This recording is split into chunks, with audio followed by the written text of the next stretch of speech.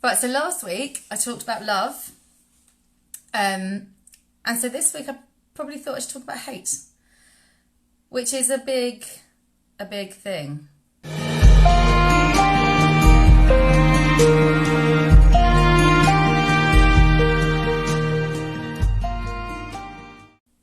Is it bigger than love? I don't know. So last week I chatted about love, which was lovely. Talking about love is always lovely. But like Shakespeare says, there's always shade. There is light and dark. The only reason light is so bright is because the darkness is really, really horrible and dark and black and mean and horrible. But it makes all the love lovelier.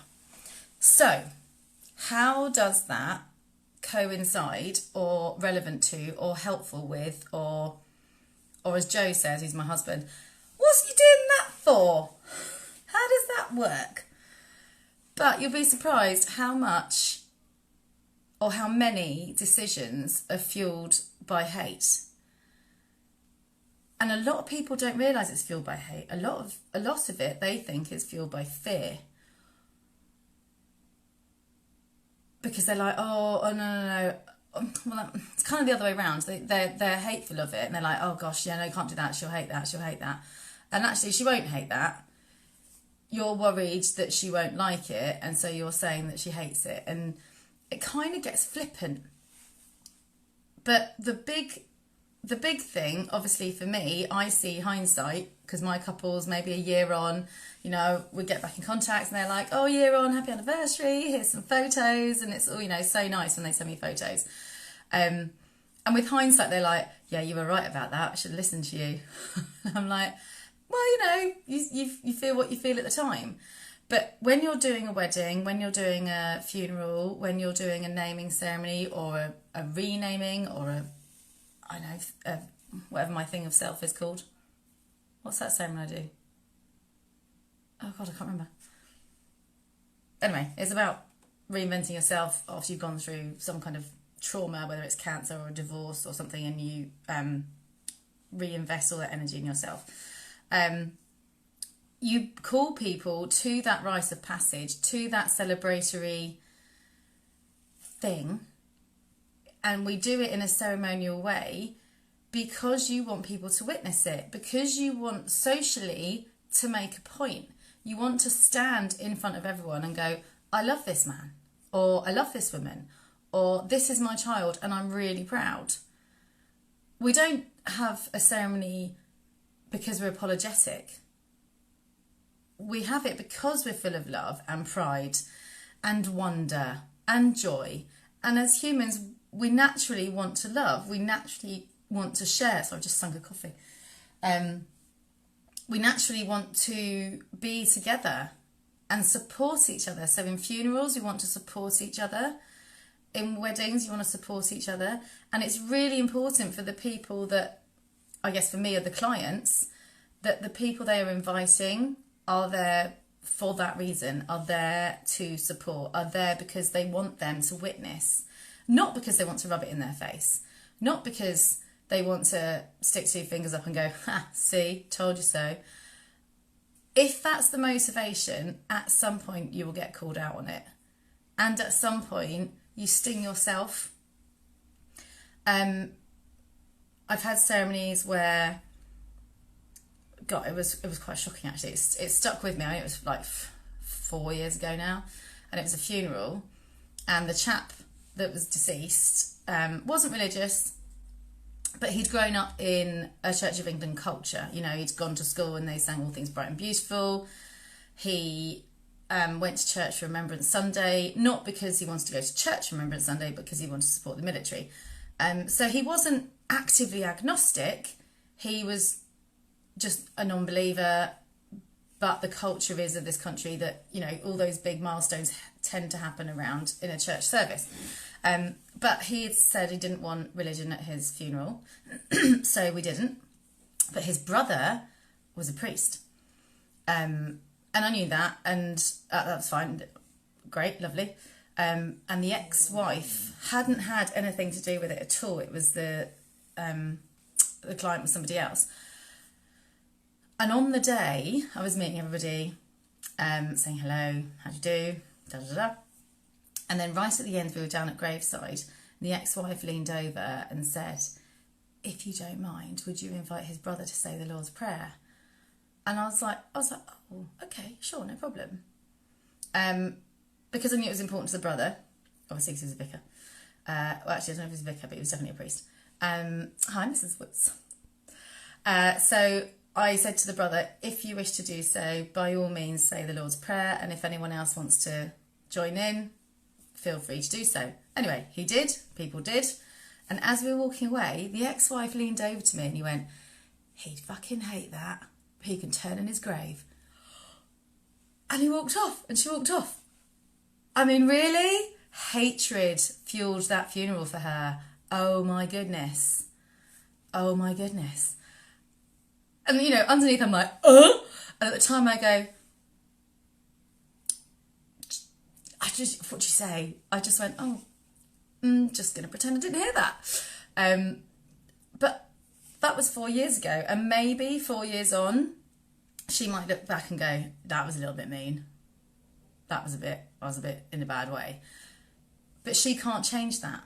You know, it might be that luckily nobody heard her, and the children didn't. God, can you imagine if the children had heard that? But you can't, 4 years on, you can't change that event. You can't pretend that didn't happen. She can't say she didn't say that. Well, she can say she didn't say it, but we know it's not true.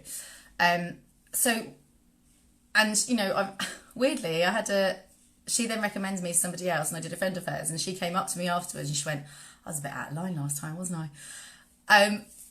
But she can't change that. She know it happens. But for her, hate had fueled that. She was just so hateful at that time. And it had affected her. And I wrote this down because there was, hate's a really big subject. Hi, Hedges. So what did I put? The acts that you do or the choices that you make today will become unchangeable. So how do you try to affect your future memory of your present self? So for all you lot that are wedding planning or hopefully not funeral planning for quite some time, but have a think about that, because everyone hates. I catch it on myself every day. I was like, oh God, I hate that. I'm like, do I really hate that, or does it mildly annoy me? Why does it mildly annoy me? Because I don't understand it. Okay, so anyone that's vaguely intelligent wants to understand things, so then I go to try and understand it. Still can't get my head around computers, hence why I've had nothing online for 2 weeks. So thank you for your patience, everybody. But I stare at my computer going, I hate you. I hate my computer. But I don't. Computers are really clever. I just don't understand it and I can't get my head around it. So actually I hate my little brain not being able to do that. But it's fear. And my 6-year-old was watching Frozen 2, really good film. And the baddie, what's the goodie called? Elsa's granddad was about to just slice off the head of the woodland people. And Water has a memory, and she said, what did she say? She said something about fear. Fear is always the reason behind hatred. And it probably is. But what is that fear? I think it goes one more step. I think fear is always the reason behind hatred because you don't understand it. And if there is a willingness to understand it, then the hate will drop into a dislike. And then it will drop a bit more into tolerance. And people seem to think tolerance is okay. Tolerance is still not okay. Tolerance isn't a positive word. Oh, I'll tolerate that behaviour. No, I won't. I might have to tolerate that behaviour for, an hour because we're on a train and whatever. But at some point, tolerance will break and you stop tolerating it, and someone somewhere gets in trouble, and someone somewhere feels hatred, and someone somewhere is a victim of that hatred. So tolerance isn't positive. What we need is to switch from a hatred to love. And that can only be done through behaviour. And we can only change our behaviour through awareness and thinking. Because everyone has a brain. We can all think. and we have to be mindful of it, especially when we're planning things like weddings, because you're not born conditioned with hate. You're born into love. All you've ever known as a child, and I guess because I see it from the other side, if I'm doing stillborn funerals, heart-wrenching, 5-year-old funerals, whatever, the solace that parents can take is that baby knew nothing of the hatred of the world. It only knew a warm, snuggly womb, compassion and love and adoration. That's all it ever knew, which is amazing. If you live to, to be 90, you have seen and witnessed so much hate. Wise words, gorgeous. Oh, night night, darling. Just have to tuck the Arthur in bed.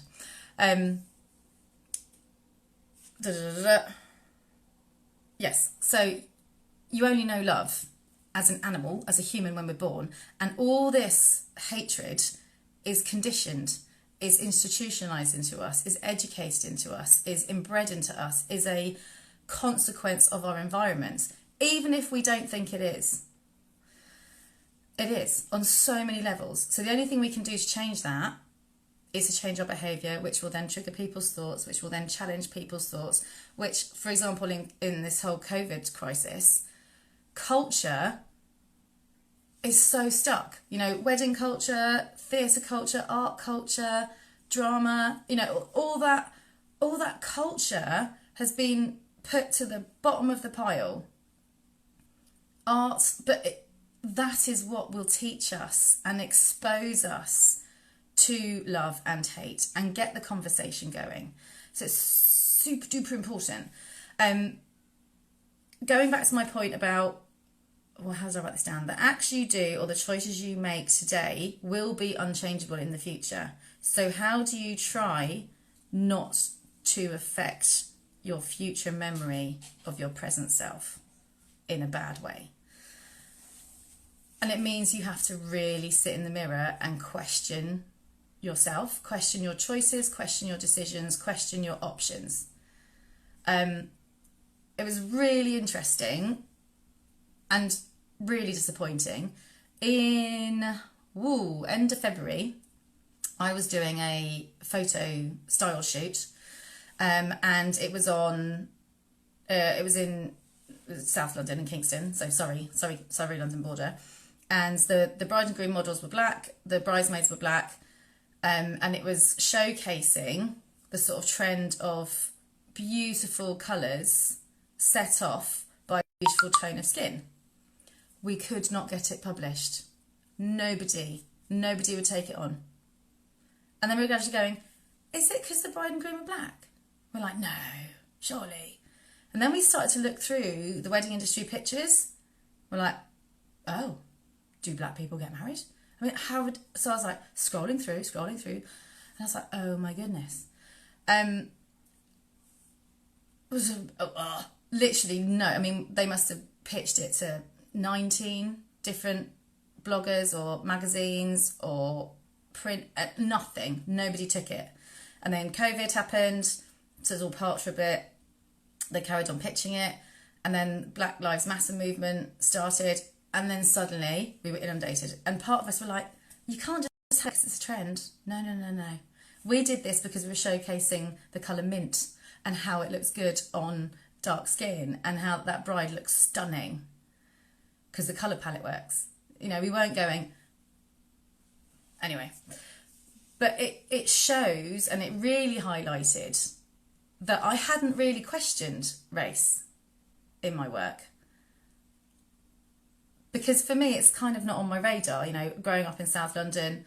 Even actually yesterday, we were talking about inoculations and, what you've given your children and if the jab for the COVID's coming and if it's going to be like the flu jab and you have to have it every year.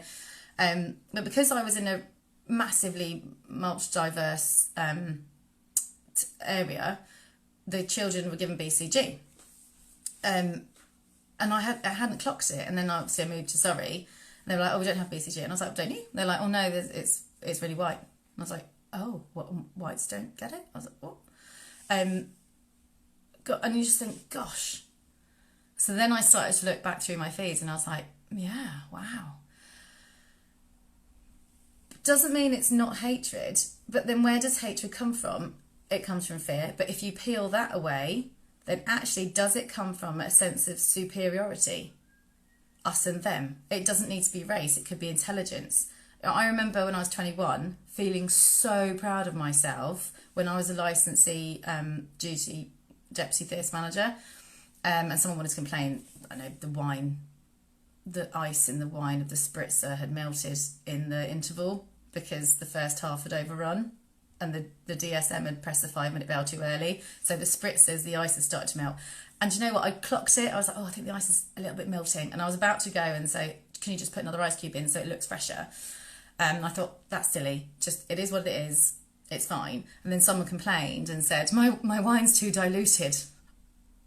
And I was like, terribly sorry. It is what it is. I don't want to put any more ice in it because it would make it more diluted. But the first half overran by 5 minutes. And then they were like, this is ridiculous. Can I talk to the manager? I was like, I am the manager. And they were like, what? And I was like, I'm a 21-year-old, left-handed, dyslexic, blonde, white girl. But I am the manager. They're like, whose name's above the door? Mine. That shut them up. But it was so satisfying. And I suddenly realised, like, absolutely all my sort of theatre-going audience were really prejudiced in that kind of way. And they were like, well, what do you mean? And then he actually said to me, but you're a girl. Oh. But what did I do with that? I smiled and felt really proud of myself rather than felt intimidated. Because I could have got hatred. I could have rose to the occasion. I could have gone, I'm sorry, who do you think you are? Underneath I was seething a little bit and I thought, no, I'm not going to go hatred. I'm just going to go, I'm very proud of myself.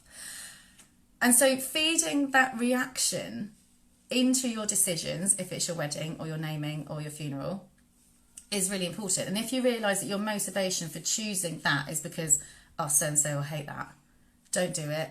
Don't do it, because so-and-so and you might become mates again. And then they'll say, why did you do that? Was it just to annoy me? And you'd be like, yeah. And then they will quite rightly say, that's really pathetic. And then you have to go, yeah, it is, sorry. So just be really true to love, because otherwise it can get construed as hate. And that might be passive-aggressive bullying, it might be intimidation, it might be fear, it might be superiority complex, it might be just downright rude. But really question things and go, what's my motivation for doing that? Because it might be that underneath you don't really want to do it. So my biggest advice with not having consciously any hate within your ceremonies is taking a massive look at yourself and realising that the whole purpose of having a ceremony that brings people together is so that you can publicly declare, you can share, you can display that love without the knock-on effect of it being hateful. If those of you that listened last week, I was saying, you know, there's 3 types of friends. You have radiator friends, drains, what's the other one? Radiators that make you warm and fuzzy and you love radiator friends. Drains, where you kind of go, oh, that was exhausting, but I'm pleased I saw her and, you know, it's all good. And then fridge friends, who you can park and come back to 5 years on and be like, oh my God, it's like I haven't seen you for ages. And it's like I only saw you yesterday. Where was I going with that? Oh, yes. So the relationship is, it might not be the same both ways. So whereas you think they're a radiator friend, they might find you a drain. And you'll be like, oh God, you find me a drain. I'm so sorry. But if you think, oh, she's my radiator friend, and you're constantly pouring out your problems because she makes you feel better, actually you're her drain friend. And at some point, she might say no if you invite her to something. She'll be like, I just can't take any more of you. And then you'll be like, oh my God, that's rude. And then you start getting festering, whereas actually if you take a really big look at yourself, probably all you've done to that friend is moan, because she's made you feel so positive. So you've got to be careful. Just because you feel like that to someone doesn't mean they feel like that to you. And that goes for everything, whether you're planning a ceremony or not. You know, that could just go for your next door neighbour, anything. So look out for your fear. Look out for your superiority complex, us and them. ultimately, at the end of the day, do you think they're better, or do you think you're better? Actually, the reason you want to wind her up is because you feel threatened by them, possibly. And you think, and you're intimidated. I mean, I think this COVID thing actually has done the world of good in some respects, because it has got rid of all the noise and really made people go, oh, I know who my top 30 are, or I know who my friends are, or wow, that bit of my family really do come first. And so actually the peer pressure and the social noise of the wedding to become insanely big now, if you want that, is because you truly, truly want it. I mean, for me, the bigger the better. I had 426, I think, at our wedding. It was massive and I loved it. We went down to like 70 for after the ceremony, but for me, the ceremony was the biggest bit. I wanted trumpets, singing, everyone. I literally put a notice board. I was like, if you're free and you want to come, come. Massive wedding, 2 floors. It was brilliant. But that's me. I wanted big. I wanted trumpets. I loved that celebration. I knew everyone would be like, that was a really fun Saturday afternoon. That was great. But for some people, that is every shade of hell. They're like, I don't want 500 people staring at me. It's bad enough that I've got to do it in front of 6, you know? So find out what it is that you really, really, really want together.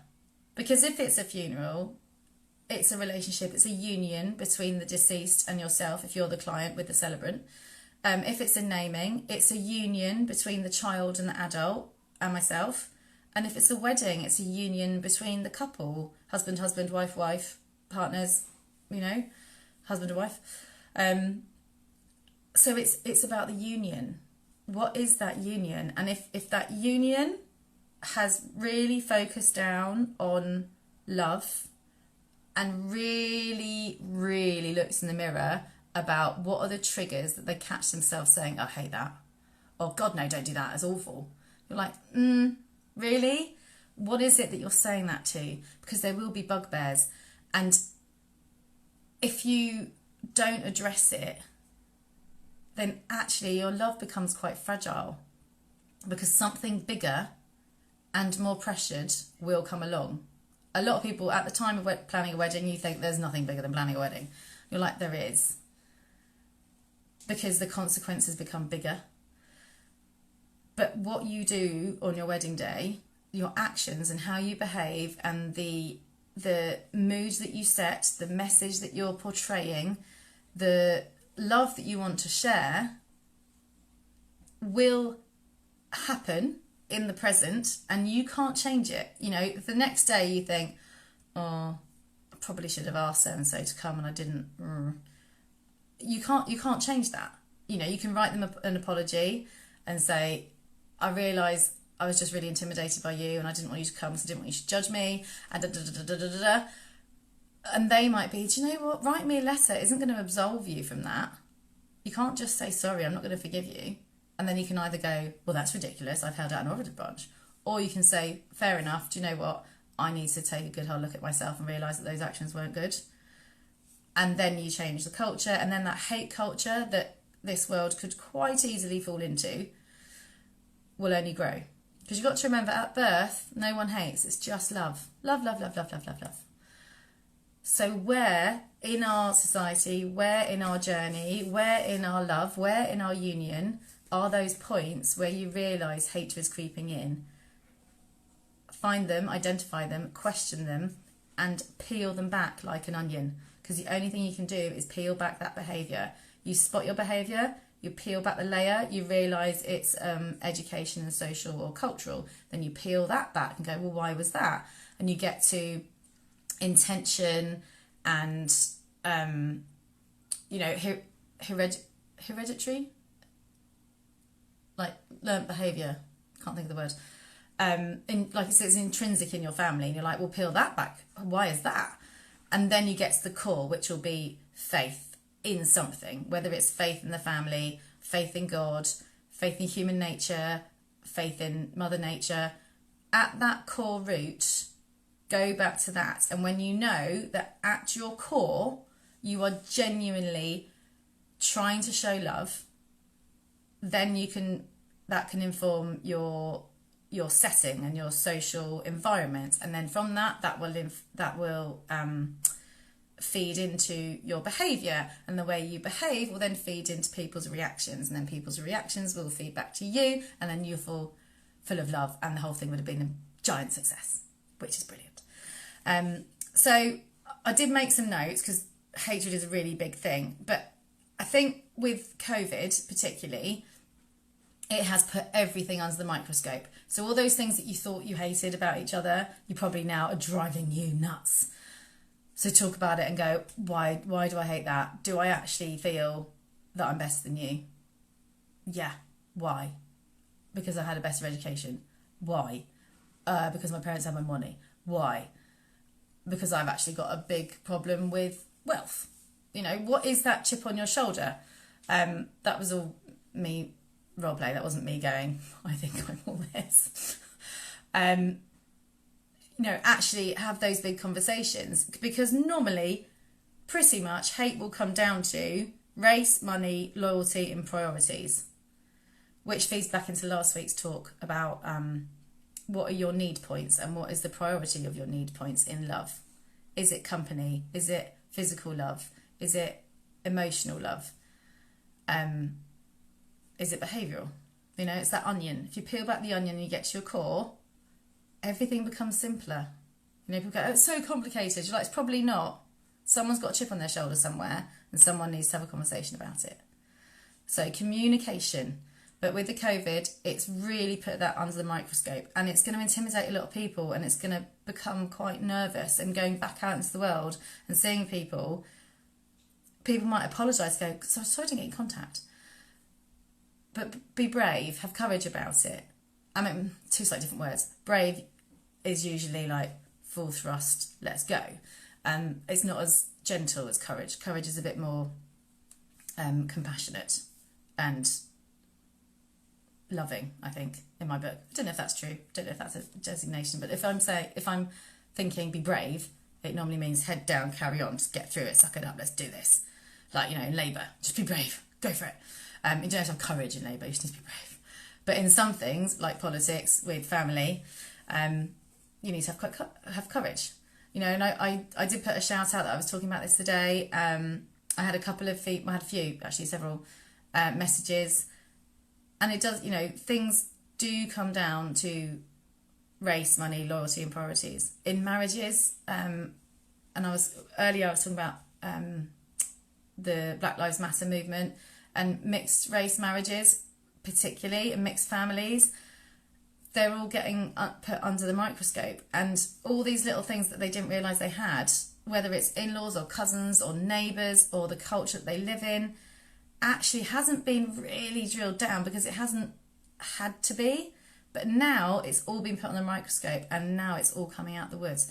So really, to make sure, this is my big thing for the day, the acts and the choices that you make today about your wedding or your big day, whatever, that you have for that day will become unchangeable. It's happened, it's the past, you can't change it.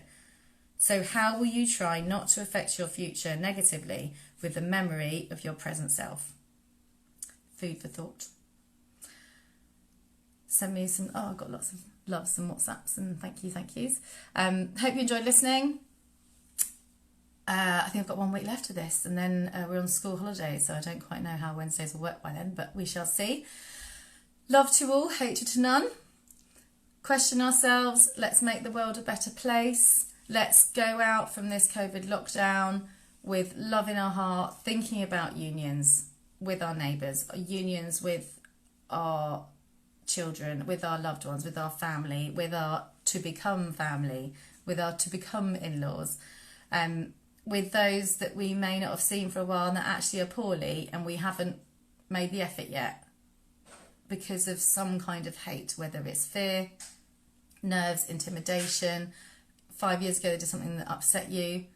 We need to get over it, take a big breath and have more love, less hate. Take care, lots of love, bye.